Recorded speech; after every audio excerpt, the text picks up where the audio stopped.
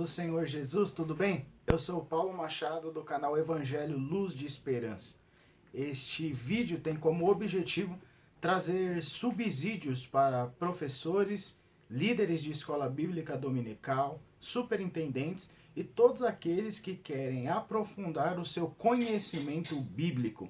Nesta feita, eu gostaria de abordar dois assuntos importantíssimos acerca do trimestre que nós estamos. Ao longo das aulas, conforme elas forem lecionadas, nós teremos de responder algumas perguntas para os nossos alunos.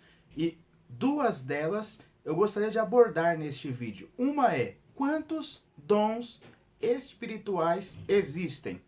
E quando Paulo fala que nós devemos buscar com zelo os melhores dons, o que ele está querendo dizer? Existem dons melhores do que os outros? Fique comigo neste vídeo e até o final deste vídeo você terá a resposta dessas duas perguntas. Que Deus enriqueça a sua aula, que Deus abençoe a sua vida e que você continue crescendo em graça e em conhecimento em Cristo Jesus, para que o nome dele seja glorificado. Pois bem, nas teologias sistemáticas mais antigas, nós não encontrávamos nenhum tipo de subsídio ou capítulos descrevendo dons espirituais. Nós não tínhamos nada sobre esse tema ou tinham poucas coisas porque o interesse era muito pequeno. Mas a partir do século XX, em decorrência do movimento pentecostal e também do movimento carismático na década de 60 e 70, houve um aumento de interesse por esse assunto e a procura passou a ser bem melhor.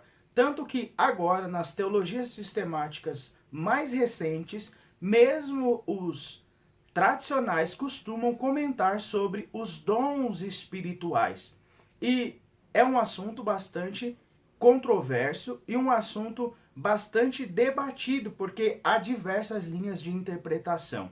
Na história da redenção, nós não vamos ver os dons espirituais como eles são no Novo Testamento. No Antigo Testamento, por exemplo, você não vai encontrar expulsão de demônios.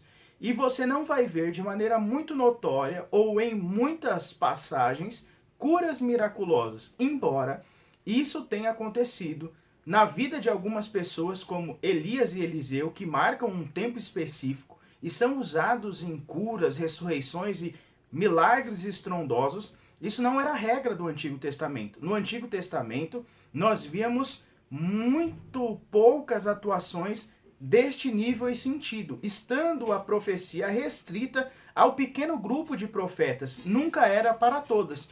Deus usava algumas pessoas específicas. Os dons eram manifestos, mas muito diferente do que é agora no Novo Testamento. No Novo Testamento, a partir do Pentecoste, a partir da ascensão de Jesus e a partir da vinda do Espírito Santo, em Atos 2, o derramamento do Espírito Santo, um novo tempo, uma nova era e uma nova aliança agora se manifesta na vida da igreja. Sendo assim, homens e mulheres, jovens e adultos, crianças, recebem os dons do Espírito Santo. O dom é dado de maneira irrestrita. E nós temos algumas passagens sobre os dons espirituais. Há um grupo que acredita que os dons espirituais se limitam à carta de Paulo aos Coríntios, no capítulo de número 12, e para estes existem apenas 9 dons espirituais. Porém, quando nós vamos para as cartas paulinas, nós podemos encontrar, por um exemplo, cerca de 6 passagens sobre listas diferentes de dons espirituais. Por exemplo, primeira carta de Paulo a Coríntios, capítulo 12, versículo 28, lá nós temos apóstolo, profeta, mestre, milagres, dons de curar, prestar ajuda, administração e línguas.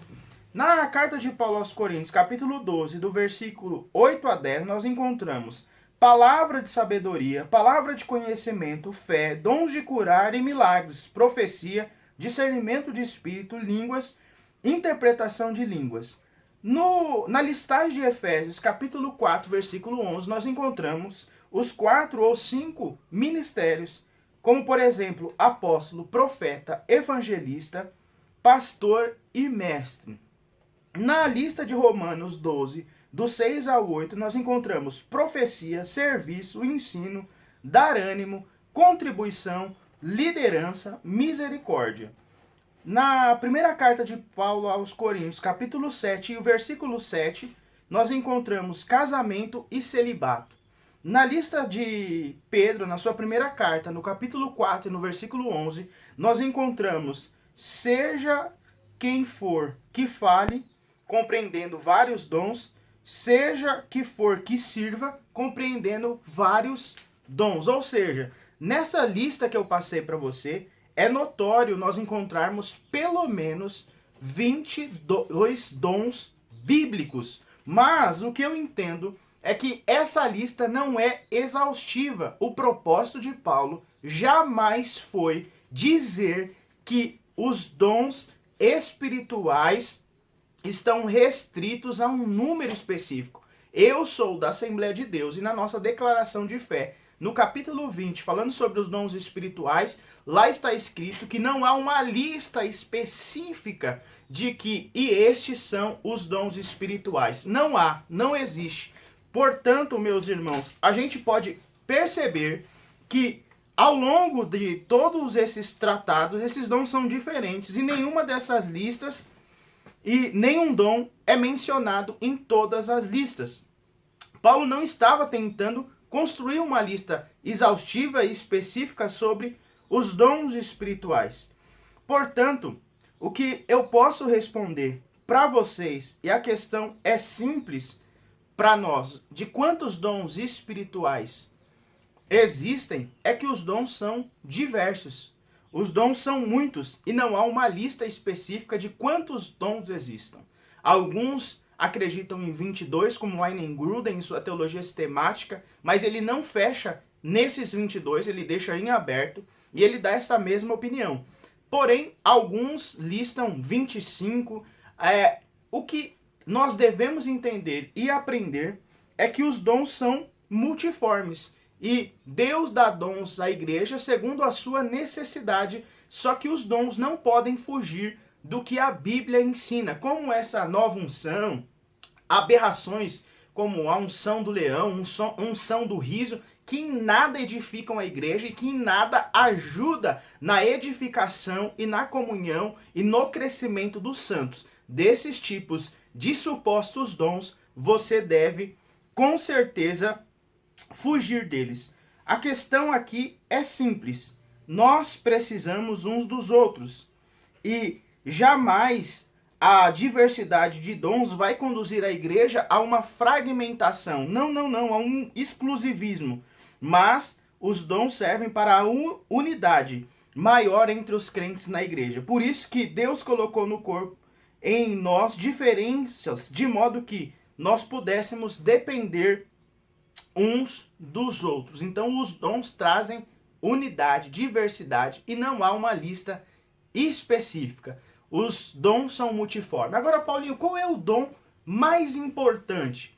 Meus queridos e amados irmãos, eu posso responder de duas formas essa pergunta. A primeira, o dom mais importante é aquele que a sua igreja mais necessita naquele momento específico. Por exemplo, se há muitas pessoas enfermas na sua igreja e que precisam de cura física, é óbvio que o dom mais importante para a sua igreja naquele momento, naquele tempo, pode ser a cura, o dom de curar. Porém, isso não vai prender a igreja como se esse dom fosse o mais importante durante todo o tempo. Em um tempo diferente, talvez o dom mais importante seja o da generosidade, quando pessoas precisam de ajuda financeira ou algum outro tipo de ajuda, ou da hospitalidade, enfim, o dom mais importante será sempre o dom que a sua igreja mais está precisando e necessitando. Paulinho, e qual é a segunda forma de responder isso? Irmãos, eu gostaria de te dizer, você crendo em dons ou não, pentecostais ou não, carismáticos ou não, o dom mais importante que deve ser exercido no meio da igreja, no meio dos santos, significa o dom do amor. Tanto que Paulo começa escrevendo no capítulo de número 12 sobre os dons espirituais e arremata no capítulo de número 13 falando sobre a supremacia do amor. Que todas as coisas sejam feitas em amor para glorificar o nome do Senhor Jesus Cristo e exerça sempre os dons com humildade, sabendo que nós dependemos uns dos outros. Ninguém possui todos os dons. Ah, fulano, eu já vi quando eu era novo convertido. Não, fulano tem todos os dons espirituais. E eu, como era novo convertido, pensei que era verdade. Falava, nossa, que camarada espetacular. Mas nunca vi nada demais na vida desse amado irmão. Se propagava isso sobre ele, mas eu nunca vi ele sendo nada demais ao longo da sua vida e ao longo do seu ministério. Hoje já dorme no Senhor, mas hoje eu tenho uma visão diferente. Eu entendo que os dons espirituais não são dados todos para uma única pessoa. São ferramentas que Deus distribui entre a sua igreja para trazer diversidade e unidade na diversidade, a fim de que todos cresçam, se desenvolvam e o nome de Jesus seja glorificado. Que Deus em Cristo te abençoe. Se você gostou desse vídeo, se esse vídeo foi esclarecedor, se trouxe algum tipo de subsídio para a sua escola bíblica dominical ou de perguntas que possam surgir ao longo do trimestre, eu gostaria que você se inscrevesse no meu canal. Estamos com 95 inscritos.